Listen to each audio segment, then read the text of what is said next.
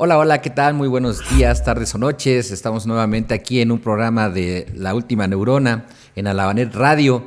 Hoy vamos a tener un tema bien interesante, bien pegador para estas fechas decembrinas, estas fiestas decembrinas. Creo que es motivo de que las clínicas de internamiento, las terapias y todo lo que tenga que ver con las cuestiones psicológicas tengan gran Trabajo. gran trabajo, ¿no? Y vamos a hablar del amor inmaduro, de esta necesidad o entendimiento necesidad de amor y de entendimiento que tengo del mismo, ¿no? El día de hoy vamos a tener este tema bien interesante. Y pues yo soy Iván Alonso, psicólogo con área en adicciones y... Yo soy Giovanni Delgado, mucho gusto. Pues bueno, nosotros, como ya saben, somos representantes de Roce Aizcoatl, una clínica de internamiento para el tratamiento de la depresión y las adicciones. Y pues todos los temas que tenemos realmente van enfocados precisamente en las adicciones, en la depresión, en el comportamiento antisocial. Y pues ahora nos toca hablar de pues el amor inmaduro, ¿no? Del círculo vicioso del amor inmaduro, porque pues al final de cuentas el amor inmaduro pues es pues un círculo repetitivo, una serie de ideas específicas que nos llevan a la misma situación, ¿sale? Y aquí en este programa vamos a desglosar este tema poquito a poquito, ¿no, maestro? Sí. La verdad es que el tema del amor siempre es un tema bien controversial porque cotidianamente le damos una gran fuerza a este significado de amor. Decimos que es la fuerza que mueve al universo. Entonces, obviamente a partir de esa interpretación del amor, pues todo lo que tenga que ver con el amor y sus alrededores nos va a generar amplio interés. Pero cabe mencionar que pues nosotros nos hemos dado cuenta, con base en lo que estudiamos, que el entendimiento que tenemos de amor está bastante fuera de la realidad, ¿no? Uh-huh. Que está bastante desconectado de lo que es el universo, ¿no? Pues sí es una fuerza, sí puede ser un motivante, pero la forma que yo tengo, de la manera cotidiana de interpretarlo, en realidad solo hago lo único que ocasiona es que yo repita ciclos, ¿no? Uh-huh. Y que voy desde que soy niño hasta mi muerte, voy repitiendo patrones de conducta, y a eso lamentablemente le llamo amor. Eso es como lo que vamos a hablar el día de hoy con respecto a esto, ¿no? Y yo creo que la primera parte sería como desglosar, pues, ¿cuál es mi primer entendimiento de amor, no? Uh-huh. O sea, ¿cuál sería mi primer entendimiento de amor en cuanto yo nazco? Yo creo que, bueno, esto que les vamos a explicar, pues, para aclarar un poco, no es algo que se nos ocurrió, estaría chido que se nos hubiera ocurrido a nosotros, ¿no? Ya hubiéramos sacado un libro. Sacamos esta información de teóricos que hablan del desarrollo personal, como Jean Piaget, como Erik Erikson, como Freud, ¿no? Hay un libro en el que nos basamos mucho, que ahorita vamos a utilizar, que es el de No temas al mal de Vapierracos, ¿no? Donde hay un capítulo específico que se llama El círculo vicioso del amor inmaduro, ¿no? Sin embargo, también queremos complementar otros autores de la psicología que de una o de otra manera te tratan de explicar cómo el ser humano, por medio de no entender etapas de su vida, empezó a desarrollar una manera enferma de entender el mundo, ¿no? Y como mencionaba el maestro Iván, todos nuestros conceptos, todos nuestros significados, toda nuestra manera de entender la vida parte de la infancia, ¿no? Claro, desde luego. Claro, hay autores que hablan que inclusive, o sea, de una cuestión prenatal, obviamente en esta conexión que tenemos con la mamá, pues uh-huh. Nosotros vamos absorbiendo muchas cosas, emociones e interpretaciones, inclusive aún antes de nacer. Uh-huh. Pero vamos a darle paso al entendimiento desde que yo nazco, cuál es mi primer contacto con el amor. Y pues mi primer contacto con el amor es pues mi primer cuidador, o en este uh-huh. caso de manera pues más generalizada sería la madre. Entonces obviamente yo en ese momento cuando nazco, pues hay que entender que soy un ser inmaduro. O sea, sí, que todavía no me termino de formar. De hecho, por eso tengo mi mollerita así, sumidita y todo, porque todavía no termino de crecer o de desarrollarme. Y por lo tanto, pues yo necesito que pues me satisfagan mis necesidades, ¿no?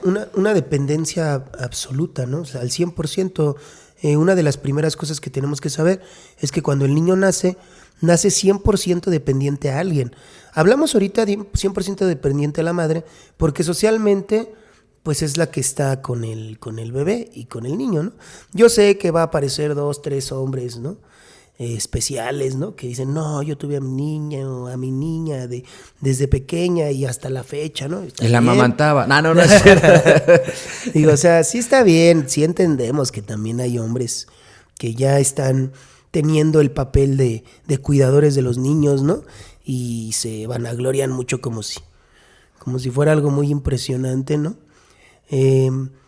Pero no estamos hablando de que el hombre no haga nada y que la mujer sí hace mucho, o que la mujer es el problema de los hijos, o que el hombre está deslindado de eso. Ahorita no queremos como tocar esa parte, solo queremos generalizar el hecho de que todo niño, de manera general, su primer cuidador pues, es la madre, ¿sale? Ahí es donde encuentra su primera idea de dependencia. Bueno, no es su primera idea de dependencia, más bien, ahí es donde encuentra su dependencia. Claro. ¿Sale? Ahí es donde se relaciona, donde empieza a tener su seguridad, ¿no? Fíjate que acabas de tocar algo bien interesante con respecto a la aclaración que acabas de hacer, que aún así, o sea, aun cuando salga el papá luchón que diga que cuidó al hijo desde niño, independientemente de eso, la condición natural del ser humano es una condición de dependencia. O sea que también puede salir de que, no, es que yo cuando nací, mi madre murió al instante que yo nací. Estamos hablando del primer cuidador. O sea, si llegaste a un hospicio, tu abuelita, o tía. lo que sea, forzosamente al ser bebé, pues necesitabas de alguien que te cuidara y la interpretación va a ser la misma. O sea, la interpretación que queremos decir es que pues no la interpretación, es la necesidad que tengo de que alguien más me provea de todo lo que yo necesito, ¿no? El bebé es 100% receptivo, dependiente.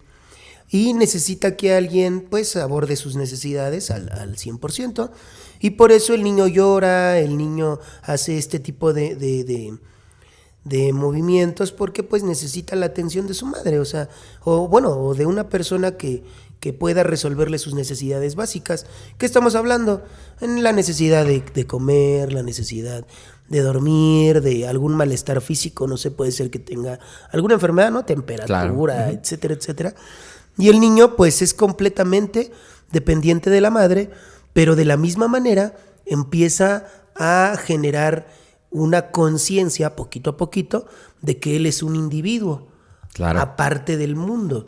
De hecho, Jean Piaget tiene unos estadios donde los primeros estadios empieza a hablar de cómo el niño se empieza a conocer al mismo. Y entonces se ve al principio es cuando es bebé, desconoce su cuerpo, entonces se sorprende al ver sus pies, se sorprende al ver sus manos, apenas está haciendo relaciones circulares, está teniendo puras movimientos de reflejo. O sea, el niño es inconsciente hasta de él mismo de manera física. Poco claro. a poco se va conociendo y se va conociendo. O sea, va conociendo su necesidad y va conociéndose por medio de la necesidad a él mismo y al cuidador que tiene. O sea que se podría decir que el niño empieza a ser consciente de él y de otro. Y del otro.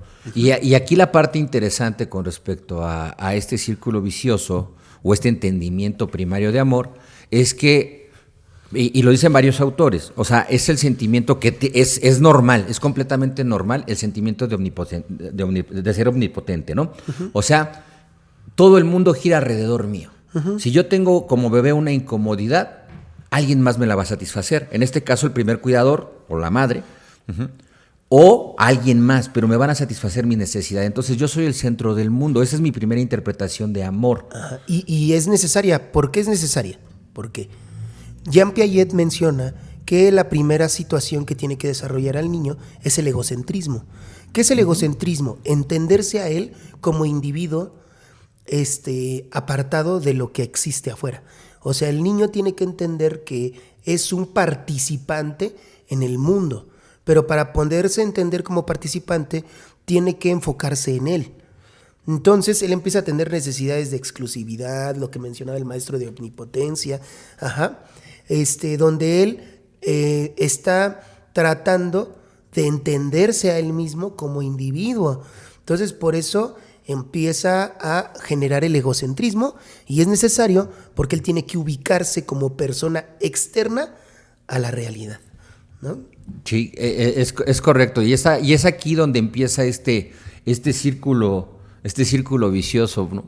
Porque obviamente como seres humanos y en este entendimiento del entorno y de mis emociones, voy a experimentar N cantidad de emociones que tengo que aprender a interpretar desde niño. O sea, me tienen que enseñar cómo interpretarlo y es aquí donde considero yo que viene como este desvío hacia el círculo vicioso, ¿no? Que es, nos platica Eva Pierracos, nos dice, los seres humanos tenemos un sentimiento este sentimiento de omnipotencia y yo voy a sentir algo bien curioso que en la educación me van a decir que no lo debo de sentir y voy a sentir celos. Sí. Celos de que a lo mejor mi mamá... De celos derivados del miedo, ¿eh? Sí, celos derivados del miedo, del miedo de perder este cuidado, ¿no? O ser el centro del mundo, donde veo que mi cuidador pues también quiere a otras personas. Ajá. O sea, quiere a mis hermanos. Se relaciona con alguien más, ¿no? Sí, se relaciona con alguien más. Aparte de mí. ¿Cómo puede ser ¿Cómo puede ser posible eso? Pero también estamos hablando de que cabe mencionar, todo esto es normal.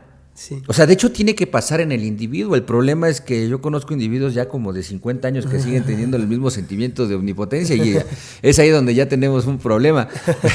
Pero bueno, esta es la parte donde el niño o el bebé tiene este sentimiento de celo derivado de los nervios, del miedo a perder esta exclusividad que puede tener. Pero también está la parte educativa, ¿no? La parte educativa, que esto lo hemos hablado o lo hemos estudiado en algunas otras ocasiones, que es esta división educativa que se me genera donde me dicen que yo no debo sentir eso, ¿no? O sea, que yo tengo que reprimir ese sentimiento de celo. Eso es malo. De hecho, por eso el libro de Eva Pierrot se llama No temas al mal, porque pues obviamente el sentir este celo, imagínense que yo como bebé pues quiero el amor de mi mamá, pues a lo mejor también quiero el amor de mi papá, pero ellos dos se quieren, entonces también odio a mi papá porque pues me está quitando a mi mamá, pues él se va a acostar con ella en la noche y pues me dejan a mí solito en la cuna, pues obviamente entra este celo, pero eso educativamente yo no lo debo de sentir. Ajá. O sea, sí. Eso está mal. E inconscientemente eso me genera pues obviamente un problema emocional. Ajá, y algo más importante, ¿no? El niño tiene que pasar por esa situación forzosamente, porque el niño tiene que entender lo que les mencionaba al principio, ¿no? El niño tiene que entender que es un ser externo de la realidad, o sea, bueno, es un participante de la realidad. Cuando el niño nace y empieza a relacionarse con el mundo y a relacionarse con él mismo, él en su egocentrismo cree que todo es de él. Entonces no debe de entender eso, tiene que pasar de su egocentrismo. Mencionaba Jean Piaget que a eso se le llama descentralizarse. ¿Qué significa descentralizarse? Que tiene que dejar de ser o entender que no es el centro de atención o no es el centro del lugar en donde se encuentra. Entonces, él cree que sí. De hecho, por eso cree que su mamá, cree que su papá es su enemigo, cree que toda la gente que se le acerca a su mamá son sus enemigos, cree que la gente que agarra sus cosas son sus enemigos. ¿Por qué? Porque él cree que lo que existe afuera es suyo y no. Menciona Jean Piaget que es necesario que él salga del egocentrismo. O sea, el egocentrismo le ayudó para entenderse a sí mismo. Claro. Pero después tiene que descentralizarse para entender que él es un participante en la realidad. Me decía una vez un chavo, ¿no? Me decía, hay que servir, maestro, ¿en qué? Le digo, no, todavía no. Le digo, tú vas a los lugares a servirte, porque esa es tu educación. Ajá. Tú crees que el lugar te debe de dar algo. De hecho, nosotros tenemos así la educación. ¿Qué me vas a dar? Ajá. Bueno, va, pero ¿qué? ¿A cambio de qué? ¿Yo qué voy a ganar? ¿Yo qué voy a ganar? Y yo les digo mucho, ¿no? Esa es una persona que no ha salido de su egocentrismo. Dice, ¿por qué? Porque tú tienes que entender que tú eres el participante en ese lugar. Primero tú tienes que entender que debes de aportar, de dar, de formar parte de la realidad para que posteriormente la realidad tenga una gratificación hacia ti. Ajá. Y cuando una persona no entiende eso, va a un lugar a pedir, ajá, o a exigir, porque cree o porque tiene el pensamiento, ajá, de que los lugares le van a dar a él y no al revés, ¿no? Como un niño. Claro, justamente, y eso, por eso decimos, esta parte que nos habla esta autora, pues obviamente esto es normal en un niño. Exacto. En un niño, y tiene que pasar por esta etapa, o sea, tiene que sentir la frustración de que su mamá no es única para él, sino que su mamá puede tener múltiples amores, ¿no? O sea, amores para sus hermanos, para su pareja, para N cantidad de personas, y que él no es exclusivo, que su mamá no es exclusiva de él. Esto lo tiene que entender el niño. El problema es cuando justamente no hay esta educación, como lo que está diciendo el maestro, no hay esta enseñanza de que tiene que aprender que no es el centro del mundo. Y esto nos habla la autora. Entonces, al no tener esta explicación el infante, el niño, se genera una sensación de amor-odio, que es como el primer gancho de este círculo vicioso. O sea, yo te amo, pero también te odio. A mi mamá la amo, pero también la odio porque me es infiel. ¿Por qué me es infiel? Pues porque ama a otros, ¿no? Y quiero a mi papá, pero también lo odio. ¿Por qué? Porque quiere a mi mamá. Entonces, genero esta contrariedad de manera interna, y eso es mi primer enganche en este círculo vicioso. Porque obviamente a nivel educativo no lo debo de sentir. No debería de existir en mí. Claro, eso tiene que ver con una cuestión meramente educativa, porque me están enseñando a ser una persona dividida, una persona que no entiende que puedo tener las dos emociones, ¿no? y que forman parte de mí, que tengo que aprender a canalizarlas y trabajarlas. O sea, no tengo ese entendimiento. Entonces, como no hay esa explicación, pues obviamente yo solo me quedo con esta idea de amor o odio. Y que posteriormente, cuando ya somos adultos, esto lo repetimos constantemente. Y pues de hecho por eso dicen los autores, ¿no? Vas a amar en la misma cantidad, vas a odiar en la misma cantidad que amas, ¿no? Ajá. Que es es aquí donde esta autora nos habla mucho sobre que aquí se genera como este primer gancho a este círculo vicioso. Ajá. Porque posteriormente, cuando yo me doy cuenta que tengo odio y que estoy sintiendo cosas que no debo sentir, socialmente hablando no debo sentir, pues eso me genera culpa. ¿No? Y ya hemos hablado en muchos otros programas que la culpa nos hace mover el mundo y más allá, ¿no? Y que la agarramos como estandarte de cambio, pero en realidad después de esto se genera un sentimiento de culpa, un sentimiento de que es algo que no debería de sentir y que por lo tanto, esa es la otra parte bien interesante, necesito ser castigado. Ajá. Y bueno, algo que tenemos que entender es que un niño ve esa parte, pero eso es algo natural para el niño porque está experimentando el egocentrismo. O sea, tenemos que entender que el niño debe de sentir el desapego. O sea, debe de sentir ese odio, como decía el maestro Iván, ¿no?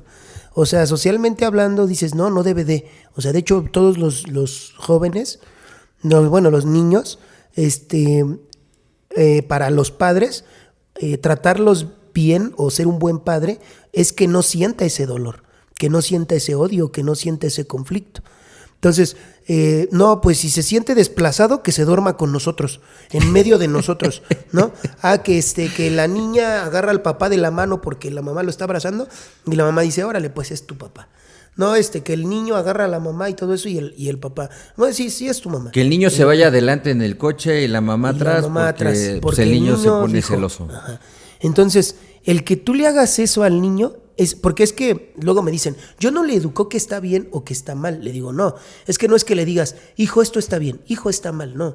Sino que con lo que tú le dejaste hacer, le estás explicando que sí puede hacer y que no debe de hacer. Entonces, tú le enseñaste que lo que él quiere es suyo. Si tú, eso que él demostraba que quería poseer, se lo hubieras quitado o se lo das en intermitentes ocasiones, él pudo haber entendido o pudo conocer también el tema del odio, ¿no? Claro. Ajá. O sea, el amor y el odio como parte de su relación con su mamá, con su papá, con sus amigos, con sus juguetes, con todo esto. O sea, tiene que conocer la adquisición y la pérdida. Claro. O sea, tiene que conocer las dos. Obviamente que en la adquisición está a todo dar, pero en la pérdida no está bien visto para la familia. La familia no puede hacer pasar eso a su hijo, ¿no? Claro, y lo que dices es muy cierto. También tiene que sentir la sensación de la aceptación y del rechazo. Uh-huh. Y sin embargo, cuando el niño ve que los padres se aman entre ellos o que su mamá no es exclusiva, ellos sienten una sensación de rechazo que me la ocultan, pero entonces también queda en mi inconsciente que no me aman lo suficiente. ¿Por qué? Porque no me están amando como en mi parte primaria, o sea, en mi parte de exclusividad total. Así es, y miren, quiero aclarar algo importante que mencionó el maestro Iván. Esa idea como de aceptación y de rechazo, ya cuando hablamos de ellas, ya podemos notarlo de manera deformada. O sea, porque, por ejemplo, yo les voy a decir algo, no sé si se vayan a poner graves, pero la aceptación y el rechazo pues realmente no existen, ¿no? Porque una persona que entiende el rechazo es una persona que no entiende el dolor. Es una persona que no sabe que existe el conflicto, que existe el problema, que no es suficiente lo que hace o que no es parte de ese lugar. Uh-huh. Entonces, por ejemplo, me decían, me siento rechazado, me decía un chavo, ¿no? ¿Por qué? Es que en el equipo, y le digo, pues es que tú no tienes el talento para pertenecer a ese equipo.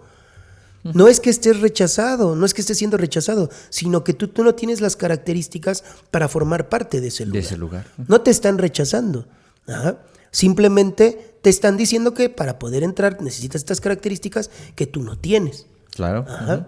Yo te podría decir más bien, tú no eres capaz de pertenecer a ese lugar. A ese lugar. Pero ese lugar no te está rechazando. Uh-huh. Ajá. Es como si, no sé,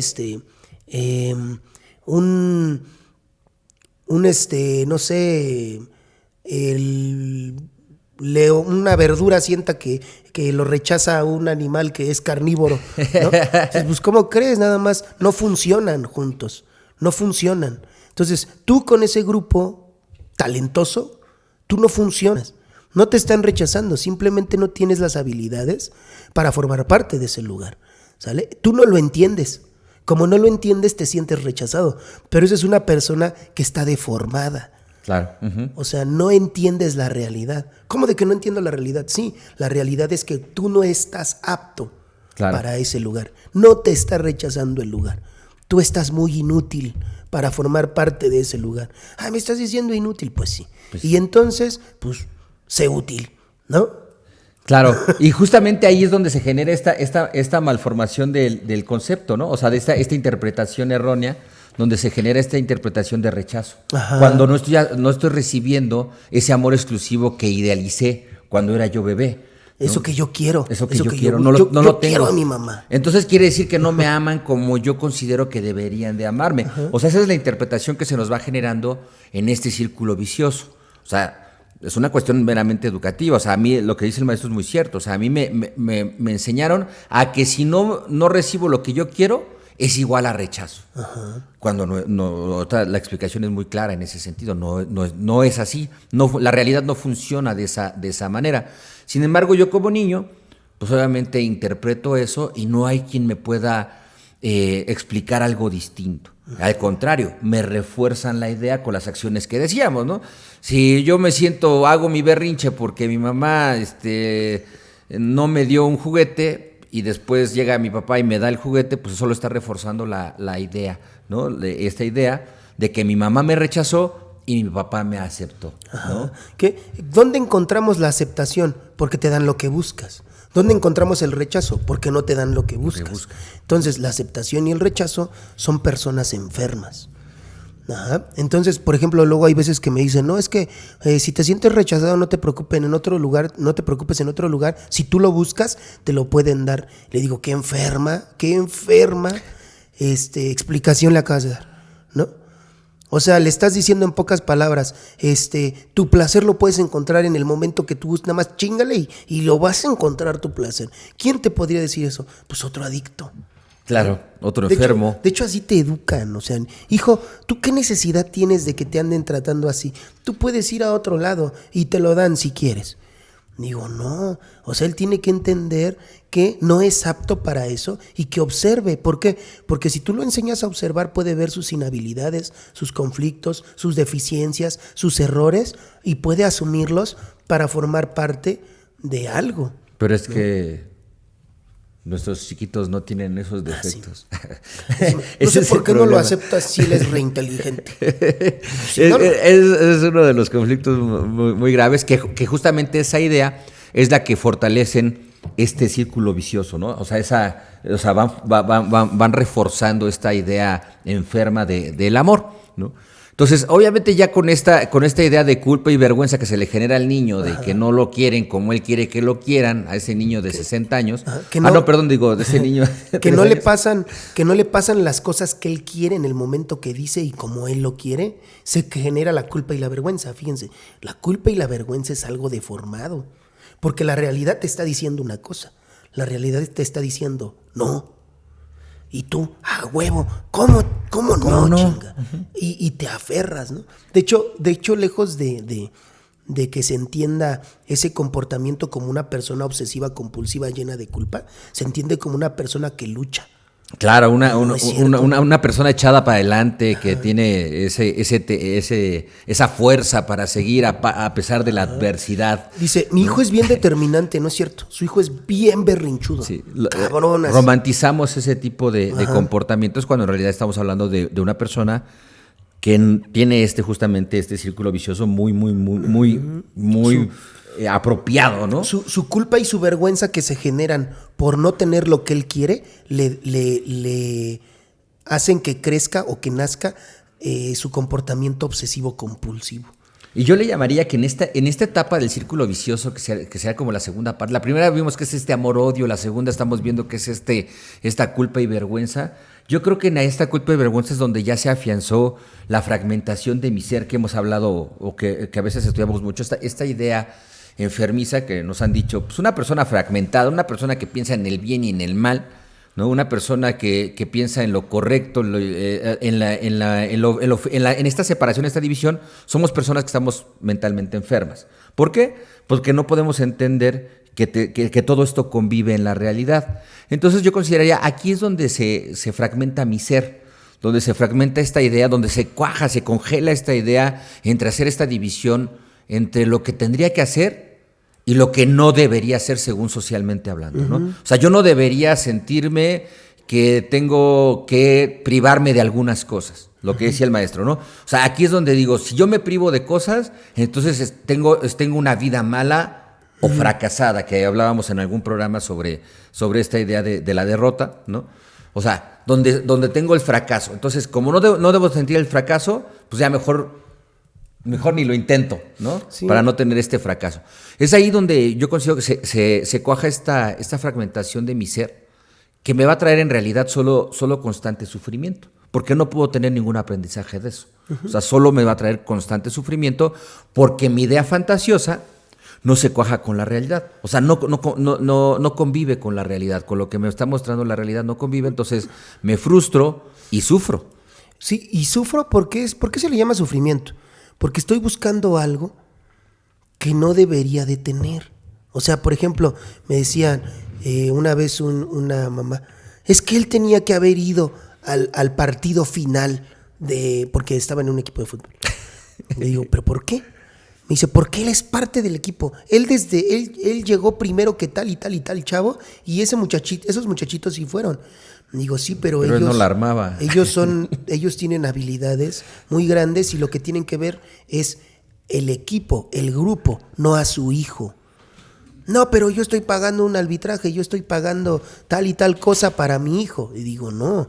O sea, tiene que entender que en esa realidad, el grupo, el lugar, ¿no? Diría AA, el bienestar común implicaba que estas personas formaran parte de ese equipo porque tenían que ver al equipo y él no, porque no le tocaba. ¿Por qué no le tocaba? porque no tenían las capacidades, las habilidades necesarias para que el bienestar común se cumpliera, porque en la realidad también existen reglas sociales, reglas de muchos tipos para poder darle potencialidad, desarrollo a un grupo o a una persona o a muchas cosas. Entonces, la realidad funciona de diferentes maneras.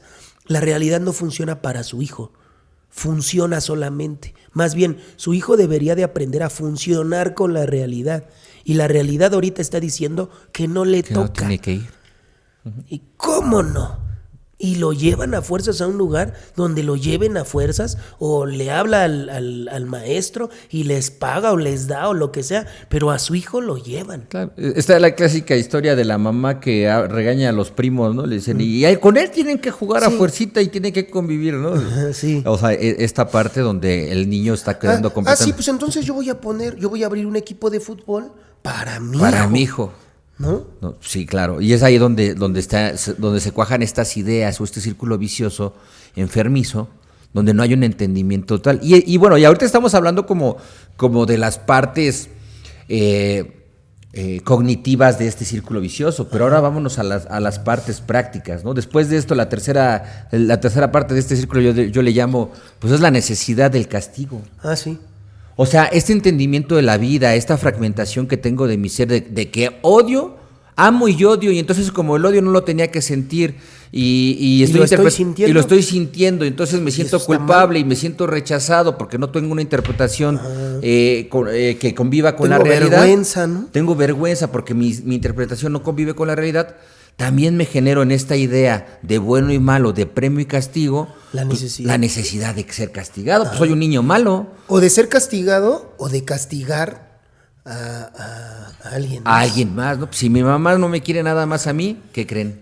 Pues que la voy a castigar con el látigo de mi desprecio, sí. ¿no? Eso es algo bien común y es aquí donde entramos ya a la parte práctica de este círculo vicioso. O sea, ¿qué tanta necesidad de castigo me genero yo en estas interpretaciones? Y que este castigo, también nos habla mucho esta autora sobre esto, este castigo no necesariamente tiene que ver con que alguien más me castigue, porque obviamente me dice, pues saber que alguien te va a castigar, pues no te va a gustar. Tú te castigas o buscas que te castiguen. Tú mismo te pones el castigo, ¿no? Nosotros lo veíamos mucho, ¿no? Por ejemplo, en esta secuencia que nosotros estamos ahorita revisando, esa secuencia es la que cumple una persona que va a buscar ayuda. Porque de hecho hasta luego llegan a la clínica, pero porque se quieren castigar. Entonces hacen 2, 3 cosillas y sienten que eso ya cumplió su castigo y ya, o van y juran, ¿no? Y eso para ellos no se dan cuenta, pero ellos están castigando. O van y le dicen a su pareja, bueno, está bien, y se ponen a hacer tal y tal y tal cosa. Trabajan, hacen, mueven, no sé. Pero ellos no saben o no entienden que lo que están haciendo es que el círculo se está cumpliendo y que ahora ya están en el proceso donde se empiezan a castigar. Claro. O empiezan a castigar al otro, ¿no? Claro, que es esta parte bien interesante que también lo hemos hablado en bueno, y si no lo hablaré, es que hablamos en muchos lados y a veces se nos va el avión, pero ¿dónde lo hablamos? Sí, pero bueno, que es la parte justamente que también tiene que ver con las relaciones, de estas relaciones víctima-victimario, ¿no? Aquí es justamente donde se genera este tipo de acciones. Yo tengo la necesidad de que me castiguen, y lo que por eso decíamos en una charla que tuvimos apenas en otro programa, en el programa anterior, hablamos sobre la culpa, ¿no? La culpa mueve al universo, porque la culpa nos hace que nos metamos justamente en una clínica, que vayamos con un terapeuta, con un chamán, con tal de quitarnos la culpa. Y lo que dice el maestro es muy cierto. O sea, lo que estamos buscando es nuestro castigo, porque cometimos algo que no tendríamos que haber cometido, en nuestra idea fantasiosa, en esta interpretación. Nos pasó algo que no nos tenía que haber pasado. Sí, claro. Me dejó mi pareja y no me tenía que haber dejado, entonces yo voy y me castigo metiéndome a un centro de rehabilitación. Bueno, yo lo interpreto como mi culpa, como que me las cuajo mentalmente de que voy a cambiar, pero en realidad lo que estoy generando es una idea de castigo, porque posteriormente la voy a cobrar, ¿eh? Sí. O sea, esta es la parte donde se cuaja esta idea de víctima-victimario, donde yo después se la voy a cobrar. Por todo este gran esfuerzo que yo estoy haciendo para reconciliar o reconectar mi gran relación tormentosa, entonces es ahí donde yo después lo voy a cobrar. Y lo voy a cobrar fuerte, ¿no? Uh-huh. Que es ahí donde en esta necesidad de premio y castigo, que es como el tercer eslabón de este círculo vicioso, pues es donde generamos N cantidad de acciones que son destructivas.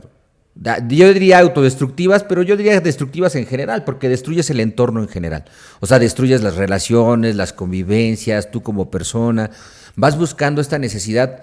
Platicaba con un maestro en ese sentido, ¿no? Que algo que de manera terapéutica no hablamos, que es en esta parte que la necesidad de castigo es yo cómo me trato. O sea, cómo me castigo a nivel emocional, ¿no? Y es aquí donde vemos estas clásicas relaciones donde pues yo sé que me va mal, ¿no? O sea, que no me la estoy pasando nada bien, que no estoy aprendiendo nada, que no estoy generando nada, pero no me puedo ir. Ah, sí. No me puedo ir. ¿Por qué no me puedo ir? Porque tengo esta necesidad de estarme castigando y de estarme tratando de esta forma, y por eso no me voy. La culpa y la vergüenza, ¿no? La culpa y la vergüenza. De hecho, la culpa y la vergüenza generan una situación externa enferma que se le llama lealtad.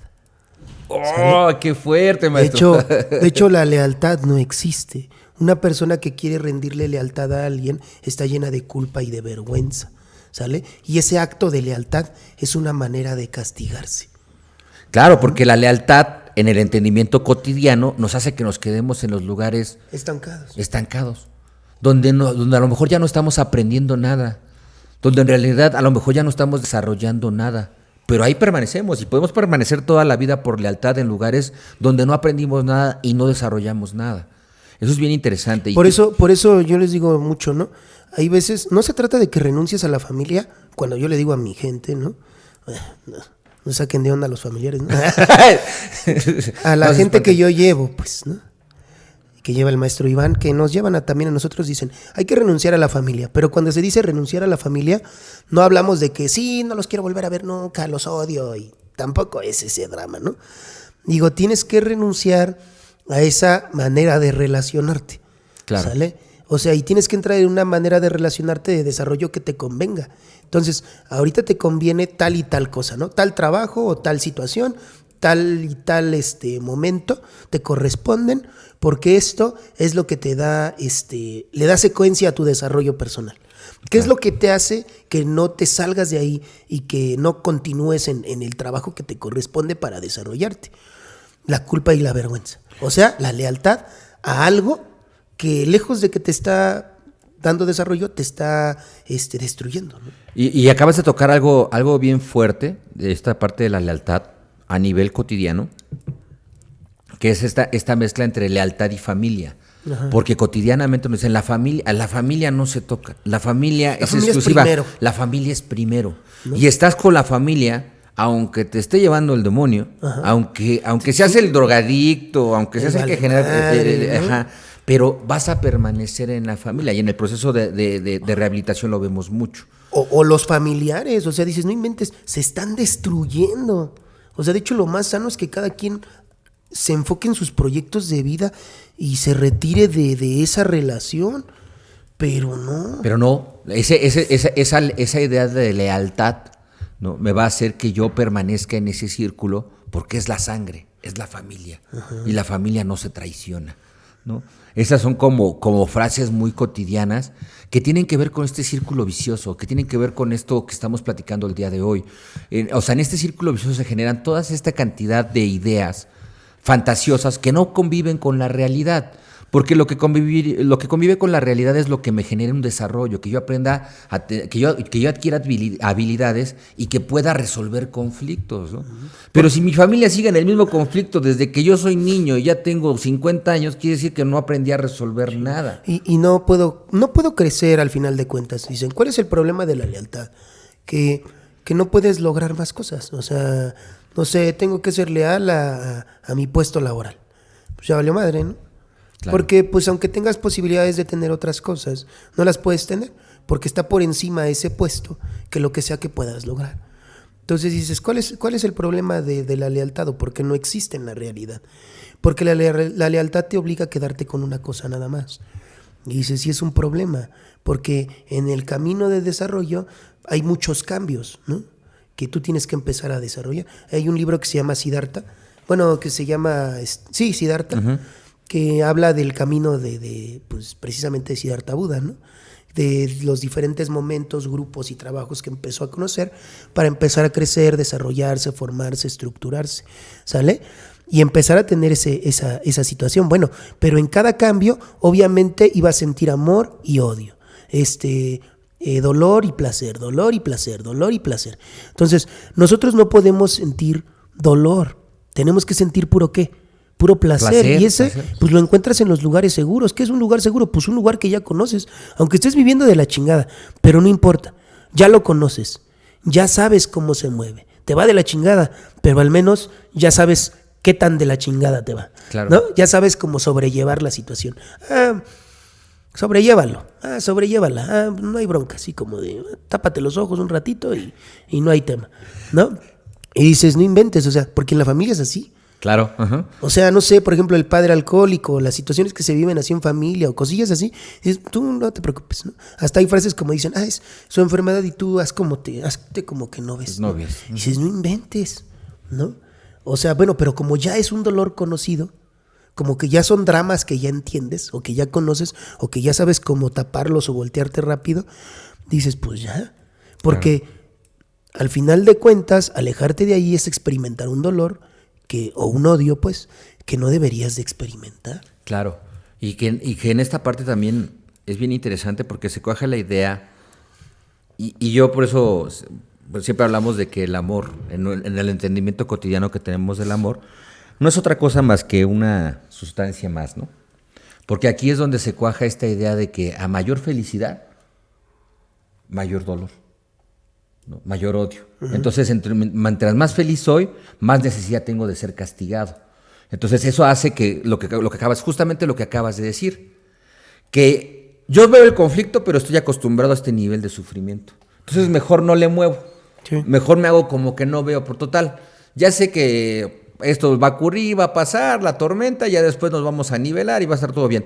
O sea, no soy capaz de hacer un movimiento distinto, porque a lo mejor eso me va a traer un mayor beneficio, o mayor gusto, pero también me va a tener una necesidad mayor de castigo. Uh-huh. O sea, es ahí donde se cuaja esta idea enfermiza o adictiva, ¿no?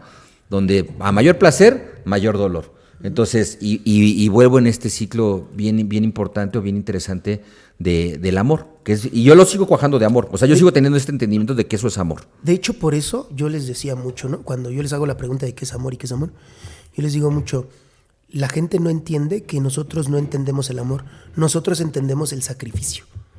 O sea, para nosotros el sacrificio es sinónimo de amor. De hecho, yo podría decirle a muchos, ¿no? De hecho, tú no entiendes qué es el amor. Porque lo que tú haces son actos de sacrificio.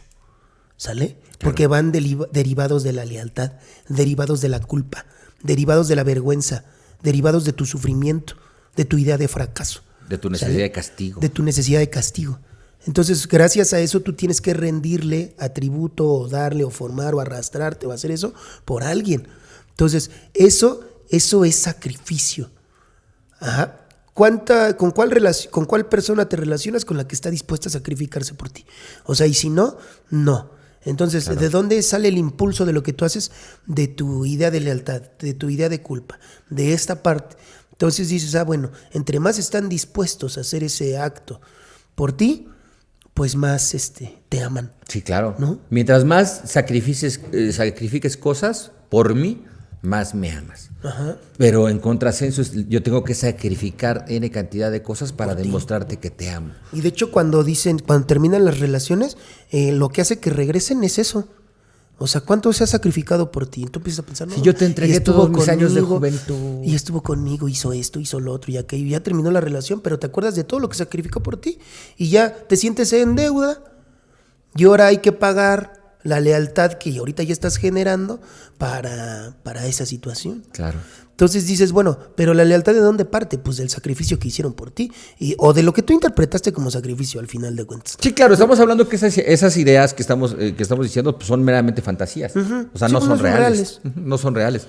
O sea, el que yo haga algo por alguien más es solo una interpretación. En realidad lo estoy haciendo por mí. Es un acto. Uh-huh. Por ejemplo, yo puedo hacer no sé, estos programas, ¿no? Y no sé, 2, 3 personas que se acerquen con nosotros y nos digan, no, pues me ayudaron mucho y todo eso. Pues esto fue algo que nosotros hicimos. Si tú lo interpretas como lealtad a lo que nosotros estamos explicando, enseñando y todo eso, y ya te sientes mal o conflictuado por ver otros programas que no sean los nuestros, nosotros nada más hicimos un acto y tú estás interpretando el sacrificio. Claro. ¿Sale? Entonces ahora ya no puedes saber a nadie que no sea nosotros porque ya nos estás rindiendo lealtad. Entonces ahora si nosotros captamos eso, decimos, sí, me estás siendo infiel, ¿no? Ah, huevo, ¿no? Entonces así se manipula. El sacrificio te vuelve manipulable. Claro. Sí, te pone en medio del camino, diría por ahí un autor, ¿no? Para ser atropellado. La lealtad hace eso. Uh-huh. Que te pongas muy al alcance de las personas y que te manipulen, ¿no? Constantemente. Ahora, regresando un poquito ya a esta parte del amor inmaduro, nos dice Eva Pierracos, nos dice una última cosa que es donde se cuaja el círculo bien interesante, ¿no? Dice, bueno, si yo no soy una persona buena y necesito castigo, pues yo creo que tratando de ser bueno o perfecto, pues se me va a quitar. Se me va a quitar el castigo, ¿no? Ese castigo. O sea, la lógica suena así, ¿no? Pues se me va a quitar el castigo. Y es donde nos dice la autora, pero pues lamentablemente es donde se cuaja, que ya en realidad ya lo hemos estado hablando en todo este lapso de tiempo, ¿no? Sí. O sea, es donde yo voy a tratar de hacer todo el esfuerzo para comprobarle al mundo y a mí mismo de que sí soy perfecto, que sí merezco el amor que yo creo que sí merecía. Lo estoy recibiendo, ¿no? O que sí yo lo estoy soy recibiendo. Feliz. Ajá. Hay muchos que, bueno, cuando les hablamos que la felicidad es de gente enferma, dicen, pero yo sí soy feliz, ¿no? Si te creo, si te ves bien enferma. Te ves bien madreado. Sí te creo que lo has buscado, ahora díselo a tu salud, ¿no? Ahora díselo a tu salud. Porque buscar la felicidad pues, sí es desgastante, sí está bien cabrón. Pues, es buscar algo que no existe, pues está cabrón. Sí, y justamente es lo que nos dice la autora, ¿no? O sea, viene en esta parte donde se cierra este círculo, es donde yo empiezo a buscar la perfección, donde yo digo, bueno, si soy perfecto, si soy una buena persona, entonces voy a recibir el amor. Éxito. El éxito. El amor mi idea de éxito, ¿no? que yo considero que tenía, que merecía desde niño. Y entonces, lo lamentable, lo que nos dice la autora, y que nosotros lo platicamos mucho, lo lamentable es que la realidad no te lo va a mostrar así. O sea, la realidad te va a mostrar que pues, hay dolor, y que hay N cantidad de cosas que también tienes que vivir y que esas emociones que tienes de amor, odio, también las tienes que sentir, ¿no? Y que obviamente cuando las vuelves a sentir, solo el círculo lo único que hace es que se cierra y se va haciendo cada vez más frustrante. Sí, porque buscas y buscas y buscas y buscas y empiezas a ver, como está en tu campo de percepción todo el tiempo. Yo volteo a ver a Iván y digo, no mames, él sí es exitoso. Y después veo, y él sí, y empiezo a decir, todos son exitosos, menos yo. ¿No? Claro. Y no, la frustración. Todos los demás, tío, son fantásticos, menos yo. Yo soy el pobre fracasado que no tiene recursos económicos, que no tiene pareja, que no tiene esto, que no tiene lo otro. Pues no. Y el problema de buscar fuertemente la felicidad, o lo bueno, o la perfección, o el éxito, es que en el menor tiempo que te imagines, o la consecuencia de buscar eso, como nunca lo vas a encontrar, es que te va a orillar a la idea de fracaso. Entonces, una persona que busca la felicidad todo el tiempo es una persona que realmente está buscando sentirse fracasado. Ajá. O sea, está perpetuando su idea de fracaso constantemente. Yo le decía a unos alumnos, ¿no? Que la idea, las personas que buscan que se ilusionan, me decían, ¿no? Que yo les decía, ¿no? ¿Qué buscas? ¿No? ¿Qué buscas de tal cosa? ¿No? Me decía una persona, quiero abrir una clínica, ¿no? Ah, pues está bien, busca un lugar para rentar, ¿no? Pues sí, ya. Y digo, ¿y cómo lo buscas? ¿Cuáles son tus pensamientos para la clínica? No, pues la quiero así, chino. Le digo, no manches, hasta parece que ni la quieres encontrar, güey, ¿no? O sea, es algo, así es una persona que se ilusiona. Busca algo grande. Ajá, o el éxito inalcanzable. Y digo, es que, ¿sabes cuál es? ¿Sabes qué me estás dando a entender? Yo, que no quieres encontrarlo. Porque estás buscando algo impresionantemente enorme. ¿Cree que no existe, maestro? Digo, pues yo digo que igual y sí, pero la manera en la que lo estás buscando es algo enorme, o sea, es una ilusión. ¿Y sabes para qué están hechas las ilusiones? Digo, ¿para qué? Para no encontrarlas. para desilusionarte. Claro, para perderme en ellas. El verdadero objetivo de la ilusión es desilusionarte, o sentirte un fracaso, o sentirte que no lo encontraste porque no lo mereces. Entonces les digo, ten cuidado, ¿no? Yo les decía a los alumnos, ¿no? Tengan cuidado porque una persona que se ilusiona demasiado es una persona que realmente lo que busca es no encontrar eso para sentirse fracasado, para sentirse culpable, lleno de vergüenza, ¿no? Y ahora sí castigar a la gente que no se lo está dando o castigarse a sí mismo por no ser apto o suficiente para volver a encontrar eso, ¿no? Claro, justamente de esto nos habla la autora. O sea, ahí es donde este círculo vicioso se fortalece, se cristaliza en nosotros, porque vamos a estar buscando constantemente tirar esa idea de que sí puedo encontrar esa ilusión tan grande que tengo de este amor exclusivo. Y ¿no? ves una pareja y la pareja dice, no mames, no es como yo quisiera, pero a huevo que ha de estar por ahí afuera, ahí debe de estar, porque cuando empiezas a ver la realidad de tu pareja, la realidad de tus amigos, la realidad de esto, pues no es esa ilusión que tú tienes. Claro, y justamente allí platicaba, me hiciste recordar justamente este tipo de historias. Platica yo con una paciente, llegaba que tuvo una relación fallida y regresaba a ver, me dice, es que yo ahora solo voy a entablar relaciones con personas que se quieran casar. Y digo, no, pues tu grado de exigencia ya está bien elevado, ¿no? Porque digo, te estás brincando todo el proceso del enamoramiento, de que se caiga el enamoramiento, diría de Eric Fromm, diría de esta parte de decidir si vas a construir amor ahí o no. O sea, ya para ti amor es igual a matrimonio. Entonces, como amor es igual a matrimonio, entonces todo aquel que no se quiera casar, pues ya, le digo, porque aparte de todo es fantasía, le digo, porque a lo mejor alguien sí tiene la idea de casarse, pero no contigo. Y entonces ahí que, ¿no? Sí. Ya le perdiste un chorro, en tu idea ya le perdiste un chorro de tiempo, ¿no? Sí, no. O sea, y es justamente es donde te das cuenta en este tipo de charlas o de pacientes, cómo esta idea fantasiosa del amor va generando que yo mis expectativas, ¿no? Mis exigencias se vayan haciendo cada vez más grandes, justamente esta ilusión, ¿no? Digo, pues si no encontrabas un novio de fines de semana, pues bueno, vas a encontrar a alguien que se quiera casar contigo, ¿no? O sea, digamos, en esta parte de esa, cómo genero la ilusión tan grande que es básicamente inalcanzable, ¿no? O sea, yo digo, pues para generar una relación donde puedan vivir juntos, pues yo creo que pues, se requiere de algún tiempo, ¿no? O sea, la secuencia me lleva a pensar eso, ¿no?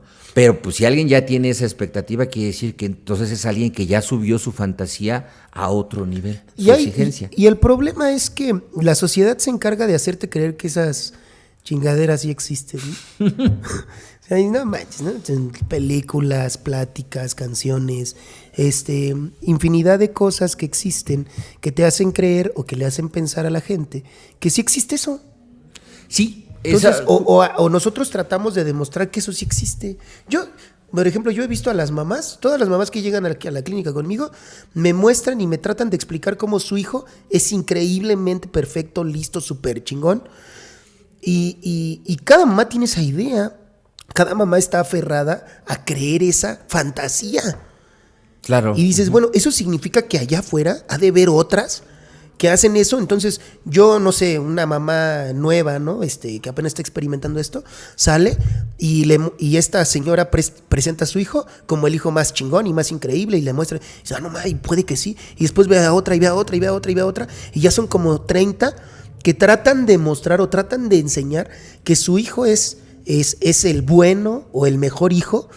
Y entonces una mamá primeriza dice, no manches, entonces eso sí se puede lograr. Entonces se aferra a tener el mejor hijo, el más inteligente y eso. Y cuando nosotros vemos la realidad, por ejemplo, el maestro Iván y yo, vemos esto con estas personas, con las personas que al menos ya conocemos, y decimos, no inventes, no conoce la realidad de su hijo, pero se aferra a una fantasía que no existe. Digo, ¿cuántas personas de estas no existen afuera que se aferran a algo que no tienen y que le cuentan a la gente que tienen algo que no tienen, ¿sale? Y entonces, ¿cuántos nuevos primerizos voltean a ver esa gente y dicen, no manches, entonces sí existe y yo no lo he encontrado? No lo he encontrado. Yo soy el estúpido que no he encontrado eso que me está mostrando la sociedad, porque ahorita estás hablando de temas bien, bien, bien interesantes y bien, bien duros, ¿no? Y que cada día a nivel social se fortalecen. Por ejemplo, yo volteo a ver redes sociales, ¿no? Llámese como se llaman, ¿no? Pareja, ¿no? ¿No? Y veo que en las redes sociales, no manches, estamos llenos de éxito. Puro logro, éxito, chingonería, Viajes en sonrisas, yates, la madre, ¿no? amores excepcionales, Así, relaciones padre-hijo que no manches, no. Y yo pues las veo y pues sí me da envidia, digo, chale, pues estos compadres no tienen dolores, no son exitosos todos. Se levantan todos ya maquillados, peinados y así relucientes. Poca madre. Digo, yo me levanto chinguiñoso y con la baba acá. Digo, pues, ¿cómo está eso? Como que parte de mi vida no cuaja con la realidad que me están mostrando las redes sociales, ¿no? Y digo, eso por decirlo porque pues sí nos muestran, por ejemplo, relaciones, las canciones, me muestran que yo ya encontré la persona, la persona que me va a hacer feliz durante toda mi vida. Y yo digo, chatela, pues yo no soy, luego no estoy ni contento ni conmigo mismo. Y digo, puta, pues eso me hace ser un perdedor social, ¿no? O sea, un perdedor dentro de la vida cotidiana. Y eso no me lo puedo permitir. Yo tengo que ser todo un exitoso y ganador en esta vida. Entonces voy a hacer todo lo posible y pues va a pasar una compadrita y una comadrita enfrente de mí y le voy a decir que si quiere ser mi amor de mi vida y ella seguramente como también tiene la misma influencia que yo, pues me va a decir que sí, ¿no? Pero pues obviamente a la semana pues nos vamos a dar cuenta de que no es así, ¿verdad? Aunque nos vamos a aferrar durante mucho tiempo a demostrarnos de que sí es de esa forma. Y de hecho nos aferramos. O sea, sí. Nosotros, la sociedad, el mundo, como está educado, como nos tratan de mostrar la vida, hablan de gente aferrada al éxito, aferrada a lo bueno, aferrada a esas partes y aunque no sean reales. O sea, por ejemplo, lo que mencionaba el maestro Iván, que es muy cierto, o sea, las redes sociales están plagadas de relaciones chingonas, ¿eh? Sí, claro. O sea, entonces tú ves que tu relación tiene broncas y tú dices, no manches, entonces sí existen las relaciones que no tienen broncas, pero a mí no me ha tocado una. Sí, claro, entonces, el inhábil soy yo. Me siento el más miserable de los más miserables, sí. Dices, sí. Pero es que el problema es que la idea de éxito, la idea de bueno, te orilla realmente no encontrar eso, sino encontrar el fracaso total. Claro, son esas reafirmaciones constantes de que no soy lo suficiente. De que no eres lo suficiente. No eres lo suficientemente bueno en este mundo como para encontrar el amor de tu vida, tu media naranja, lo que te haga ser un hombre o una persona distinta. Yes, tú puedes. No es cierto. Sí. Y luego esas pinches, esas maneras de hablarte, ¿no? Como de, no, que sí, que ahorita te está yendo la chingada, pero es que nada más es cuestión de que te pongas pilas y chingón y esto, y las leyes del tiburón y las leyes del león y las leyes del no sé qué, de acá para que tú logres y acá y no sé qué, y que... Y dices, no manches, o sea, sí, realmente la gente te hace creer esa parte fantasiosa que se esmeró por construir. Claro, ¿no? Sí, o sea, eso es real, es lo que nos muestra la sociedad, tanto en películas, canciones, redes sociales. Todo lo que yo pueda observar a mi alrededor me va a reafirmar que yo soy una persona completamente errónea y fracasada porque no tengo los resultados que se me están mostrando. Lo único que no me muestran es que lo que me están mostrando ellos en realidad es una fantasía. En realidad es algo que no existe. Que no hay persona que se vea extremadamente bella cuando amanece, porque pues, obviamente llevas 6 horas dormido y estás todo modorro, ¿no? Pues que vas a estar todo bello. O que las relaciones nunca tienen conflicto. La verdad es que, al contrario, una relación de desarrollo, una relación que me esté forzando a crecer, es una relación de conflicto. O sea, es una relación que me va a estar enfrentando justamente con las pruebas que yo no he querido cruzar en la vida. Y que obviamente las tengo que resolver, pero eso no me lo dice nadie, ¿verdad? Eso solo me lo dice alguien que tenga ya cierto conocimiento o un conocimiento distinto que me esté guiando a encontrarme en una relación que me llene de beneficios a nivel pues a nivel de desarrollo, ¿no? Y viendo esto, bueno, ahora sí, después de todo lo que platicamos, ¿no? Y retomando lo que dijimos al inicio, todo esto se educa desde pequeño. O sea, porque un niño, sí entiende esa otra parte de la realidad, sí sabe que hay dolor. Claro. Sí se da cuenta que hay odio, sí se da cuenta que hay problemas, sí se da cuenta que hay conflictos, sí se da cuenta que hay inseguridad, sí lo percibe. Pero el que se aferró a que no lo sintiera fueron los educadores. Los educadores le empezaron a mostrar que esa parte no tenía que sentirla porque no debe de existir en la realidad. Claro. Uh-huh. Los educadores lo volvieron fantasioso, ¿no? Bueno, retomando esta parte que hablábamos sobre lo que nos muestra la cotidianidad, pues sí, efectivamente, ¿no? La cotidianidad me va diciendo que eso es real. O sea, yo soy el que me encargo de transferir esta información, ¿no? Fantasiosa, ¿no? Decirle al niño, porque cuando somos niños sí lo entendemos, sí tenemos esa conexión con la realidad. De hecho, hasta Freud dice, y tenemos la necesidad. Claro. Porque Freud cuando vio el experimento con su sobrino, no sé qué era de él, que ve a un niño con su peluchito y que lo jala y se siente seguro y después lo avienta. El Fordad, ¿no? Y se siente inseguro y después lo jala y se siente seguro y después lo avienta y se siente inseguro. Freud dice, ¿por qué hace eso el niño? Si se supone que ya tiene la seguridad, ya debería de quedarse con ella. Uh-huh. Dice, es que ese niño no está educado todavía. Todavía no tiene su moral. Entonces él entiende la soledad y la compañía. De hecho, la está practicando. Ajá. Entiende la inseguridad y la seguridad. Entiende el vacío. Ajá. Y entiende lo lleno. Lo entiende. Se da cuenta que existe esa parte. Avienta su peluche y se da cuenta de la inseguridad y llora y se pone grave y eso. Pero después lo jala y siente la compañía y la alegría. Y después lo avienta y así anda. Porque el niño, como todavía no tiene esa reglamentación moral, se da cuenta que en la realidad existe una polaridad. Claro. El problema está cuando los padres se les ocurre la brillante idea de decir, ay, no lo hagas porque se siente rechazado. No llores, mi precioso. Entonces digo, ¿sabes? No hagas eso. Me dice, ¿por qué? ¿Por qué no hago eso? Le digo, porque él no entiende todavía esa idea de rechazo que tú sí tienes. Claro. ¿Sale? Uh-huh. Va a entenderla hasta que tú se la expliques. De hecho, me decía una vez un chavo, ¿no? Me dice, sí es cierto, maestro, porque yo me paraba temprano, cuando era chavo, ¿no? Y tenía que ir y trabajar con una que tiene vacas, ¿no? Para sacar leche y todo ese rollo, me daban 2 litros, ¿no? Mi hermano se iba a ayudarle a un panadero y eso, ya como eso de las 10 de la mañana, ya empezábamos a desayunar, porque íbamos a hacer eso, ya podíamos desayunar, y yo tenía que ir a trabajar para poder ir a estudiar después. Entonces me gustó la escuela, no porque me gustara, sino porque prefería ir a estudiar que ir a trabajar. Entonces, yo empecé a eso, ya después llegué, ya nos mudamos, ¿no? Y mamá quería que nos fuéramos a una escuela de paga, ¿no? Porque pues el dolor de la mamá era que pues ella quería que estudiaran en un lugar bonito y chido, y porque ella se sentía menospreciada por haber estudiado en una escuela de gobierno.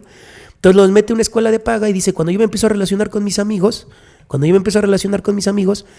ellos me empiezan a mostrar que mi infancia fue horrible. Claro. Y que yo no tenía que haber vivido eso. Dice, yo no sabía que mi infancia fue que no tuve infancia, que era un fracasado, que me explotaban. Yo, hasta que me lo dijeron, hasta que me dieron esa interpretación, me sentí rechazado. Antes de eso yo no sentía rechazo.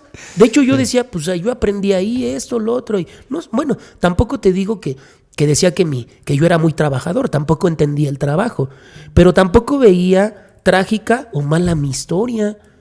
Hasta que ellos me lo empezaron a describir mis compañeros, y los padres de mis compañeros, cuando conocieron mi historia, me trataban de a pobrecito porque mi infancia fue horrible. Entonces yo no entendí eso hasta que me lo explicaron. Claro. Entonces dices, es un problema esa parte, ¿no? Claro que este círculo vicioso del amor inmaduro es un problema educativo, es un problema muy arraigado. De hecho es la forma cotidiana que tenemos de entender el amor. Pero que lo único que hace es que repitamos nuestros patrones de conducta para mantenernos en un estado de sufrimiento, de premio y castigo, de víctima-victimario, ¿no? Y que no tenemos la capacidad de entender algo más. De hecho, por eso surgen este tipo de charlas de nosotros, para poder tratar de difundir un poquito una idea distinta de lo que es el amor. El amor tiene que ver, y te digo, nosotros no lo inventamos nosotros, también yo me baso mucho en Erich Fromm, que él habla sobre el amor a nivel científico, ¿no? A nivel de estudio, y dice, no, pues el amor sí existe, El amor tiene que ver con construcción, tiene que ver con trabajo, tiene que ver con desarrollo, o sea, tiene que ver con otras cosas que cotidianamente no me explican, ¿no? Que cotidianamente me dicen que es una energía y que yo debo sentir bonito y todo eso.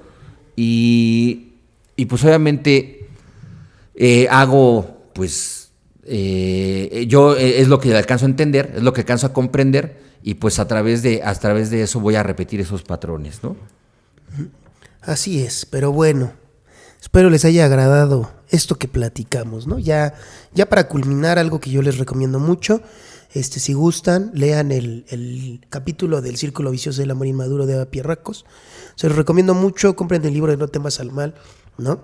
Lean un poquito a Jean Piaget, un poquito a Erik Erikson, a Lev Vygotsky, ¿no? A Erich Fromm. A Erich Fromm, para que conozcan como esta parte que nosotros les estamos retroalimentando, ¿no? Y si no, acérquense con profesionales. Ajá, o acérquense con nosotros. Con nosotros. Y platicamos, ¿no? Y pudimos platicar de este tipo de temas, porque pues obviamente forma parte de la psicología y forma parte de lo que nosotros hablamos, inclusive para habilitarnos en el área de adicciones. Esto tenemos que entenderlo, porque si no, no hay una rehabilitación tal cual. Así es. Y de antemano también, muchas gracias por habernos acompañado a nuestro temazcal que tuvimos como cierre de ciclo del año, ¿no? Espero que nos sigan acompañando a más eventos que tengamos, ¿no? Tenemos muchos diplomados, cursos, etcétera.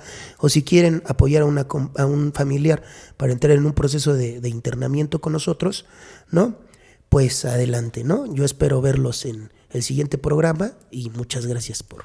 Sí, muchas gracias a todos, sí, es cierto, muchas gracias por el temazcal, la verdad estuvo fabuloso y pues los esperamos también para los próximos las próximas actividades que vamos a estar realizando constantemente, los iremos informando de ellas. Pues no nos queda nada más que agradecerles que se hayan conectado y nos vemos la próxima semana nuevamente en La Última Neurona. Muchas gracias, chao.